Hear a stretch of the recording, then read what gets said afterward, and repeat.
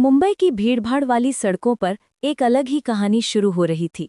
22 साल की अनन्या शर्मा, जो अभी अभी पुलिस अकेडमी से निकली थी, अपनी पहली बड़ी केस को लेकर बेहद उत्साहित थी। लेकिन ये कोई आम केस नहीं था।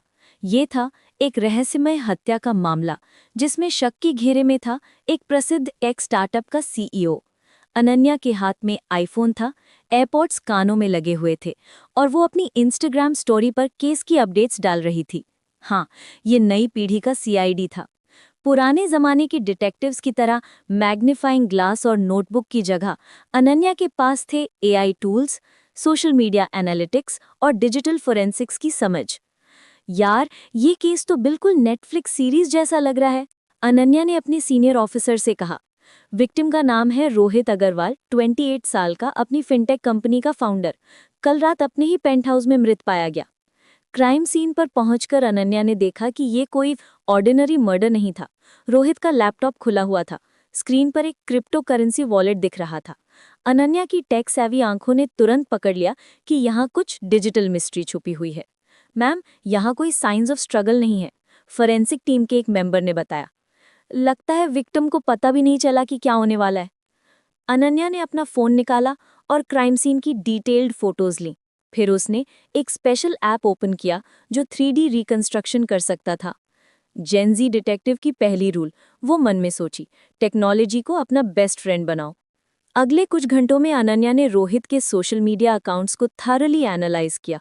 इंस्टाग्राम, लिंक्डइन, ट्विटर, व्हाट्सएप, हर प्लेटफॉर्म पर उसकी डिजिटल फुटप्रिंट को ट्रैक किया। यहाँ उसे पहला क्लू मिला। रोहित के रीसेंट पोस्ट्स में कुछ क्रिप्टिक मैसेजेस थे जो किसी बिजनेस डील के बारे में हिंट कर रहे थे। इंटरेस्टिंग, अनन्या ने अपने नोट्स ऐप में टाइप किया। विक्टिम ने लास्ट वीक में 3 बार ट्रस्ट नो वन पोस्ट किया था, प्लस उसके बैंक स्टेटमेंट्स शो करते हैं कि पिछले महीने में अनयूजुअल ट्रांजैक्शंस हुए हैं। अनन्या का अगला स्टॉप था रोहित की कंपनी का ऑफिस। यहाँ उसे मिले 3 मेन सस्पेक्ट्स: प्रिया, रोहित की एक्स गर्लफ्रेंड और कंपनी की को-फाउंडर; आर्यन, उसका बिजनेस पार्टनर; और सुमित्रा आंटी, रोहित की फैमिली लॉयर, जो रिसेंटली उसकी विल में चेंजेस कर रही थी। हर सस्पेक्ट के साथ बात करते समय अनन्या ने अपनी जनरेशन की सबसे बड़ी स्ट्रेंथ का इस्तेमाल किया: इमोशनल इंटेलिजेंस और साइकोलॉजी की समझ। वो जानती थी कि आज के ज़माने में मोटिव्स भी डिजिटल होते हैं। प्रिया से बात करते समय अनन्या ने नोटिस किया कि वो बार बार अपना फ़ोन चेक कर रही थी। नर्वस बिहेवियर, अनन्या ने मेंटल नोट बनाया। जब उसने प्रिया के रीसेंट इंस्टाग्राम एक्टिविटी को सीक्रेटली चेक किया तो पाया कि उसने रोहित के साथ की सारी फोटोज डिलीट कर दी थी, सिर्फ मर्डर के एक दिन पहले।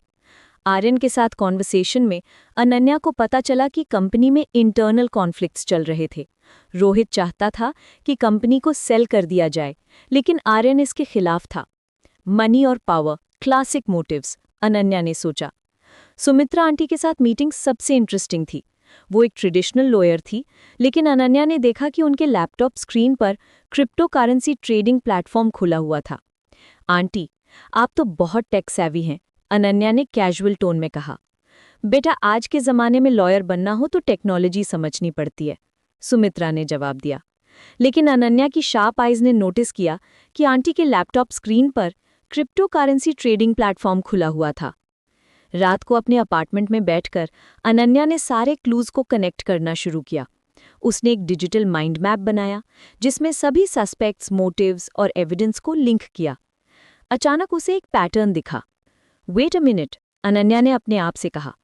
रोहित के क्रिप्टो करेंसी वॉलेट में जो ट्रांजैक्शंस हैं वो सभी एक ही आईपी एड्रेस से आ रहे हैं, और ये आईपी एड्रेस तो उसने ट्रेस किया तो ये तो सुमित्रा आंटी के लॉ फर्म का है। अगली सुबह अनन्या ने डीपर इन्वेस्टिगेशन की। उसे पता चला कि सुमित्रा ने रोहित के डिजिटल एसेट्स को इलीगली एक्सेस किया था।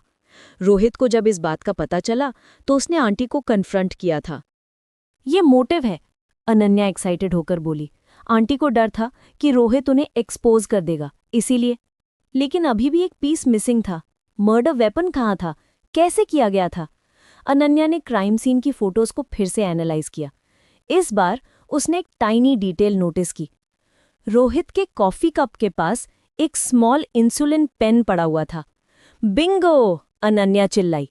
रोहित डायबिटिक नहीं था, फिर ये इंसुलिन पेन कहाँ से आया?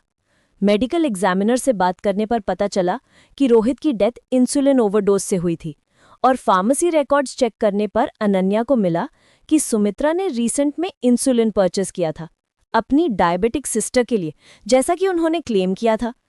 लेकिन आंटी की कोई डायबिटिक सिस्टर नहीं है, अनन्या ने अपनी रिसर्च में पाया था। अब सारी पीसेस फिट हो रहे थे।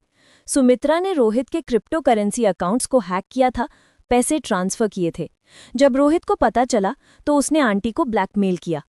डर कर सुमित्रा ने रोहित को इंसुलिन का ओवरडोज देकर मर्डर कर दिया था।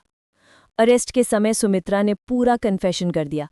मैंने सोचा था कि कोई पता नहीं चलेगा, लेकिन तुमने तो सब कुछ डिजिटल एविडेंस से निकाल लिया। अनन्या मुस्कुराई।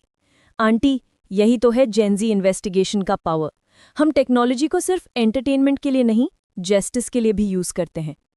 केस सॉल्व होने के बाद अनन्या ने अपनी इंस्टाग्राम स्टोरी पर एक पोस्ट डाली। First case solved, technology plus intuition equals justice, Gen Z CID rocks. उसके सीनियर ऑफिसर ने उसे कॉन्ग्रेचुलेट करते हुए कहा, अनन्या, तुमने प्रूव कर दिया कि नई जनरेशन के डिटेक्टिव्स में कुछ खास बात है। ट्रेडिशनल मेथड्स और मॉडर्न टेक्नोलॉजी का कॉम्बिनेशन, यही है फ्यूचर ऑफ इन्वेस्टिगेशन। अनन्या ने अपने ईयरपॉड्स में फेवरेट प्लेलिस्ट प्ले की और अगले केस के लिए रेडी हो गई।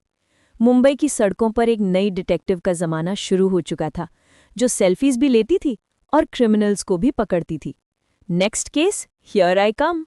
अनन्या ने अपने फोन में नोट किया, Gen Z CID is just getting started.